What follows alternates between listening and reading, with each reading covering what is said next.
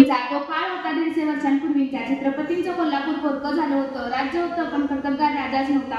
मंदिर होतं पण गाभाऱ्यात देवच नव्हता. कोल्हापूर संस्थांच्या इतिहासात जणू एक अंधार युगच नांदत होतं.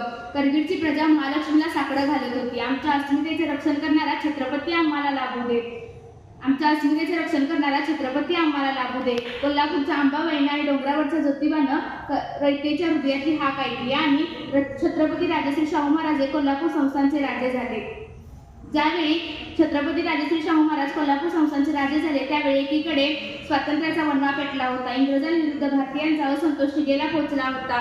त्याचवेळी दुसरीकडे अस्पृश्यता, जाती विषमता, उच्च नीचता आणि सावकाराच्या साखळदंडात सामान्य प्रजा भरडली जात होती. ही अशी हृदय पिळवटून टाकणारी परिस्थिती पाहून राजश्री शाहू महाराज गहिवरून गेले. प्रजेसाठी गहिवरून जाणारा राजा तितकाच खंबीर आणि कणखर होता. राजश्री शाहू महाराजांचे कृषीबद्दलचे विचार अत्यंत लाखमोलाचे होते. 1902 मध्ये राजश्री शाहू महाराजांनी युरोप दौरा केला. तिथल्या भौतिक प्रगतीने ते अधिक प्रभावी झाले होते.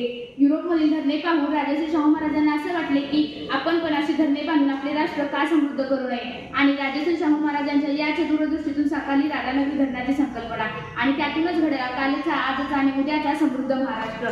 त्याबरोबरच आपल्या भारतीय समाजाला लागलेले दोन मोठे रोग म्हणजे अज्ञान व दारिद्र्य. याचे मोठं कारण म्हणजे शिक्षणाचा अभाव. म्हणूनच आपल्या देशातील मुलामुलींना 14 वर्षाच्या आतील शिक्षण मोफत व सक्तीचे केले. त्याचा आग्रह महात्मा फुलेंनी केला आणि याची अंमलबजावणी राजश्री शाहू महाराजांनी केली. थोडक्यात कला, क्रीडा, साहित्य, शिक्षण, दूध संकलन, साखर उद्योग, कृषी उत्पादन, वैज्ञानिक दृष्टिकोन, आधुनिक तंत्रज्ञान या सर्वच बाबतीत राजश्री शाहू महाराजांनी दिली महाराष्ट्राला एक नवी दिशा आणि एक नवा दृष्टिकोन. मित्र हो, उद्याच्या पिढीला राजश्री शाहू महाराजांचे विचार आणि त्यांचा आदर्श घेतल्याशिवाय पुढे जाता येणार नाही.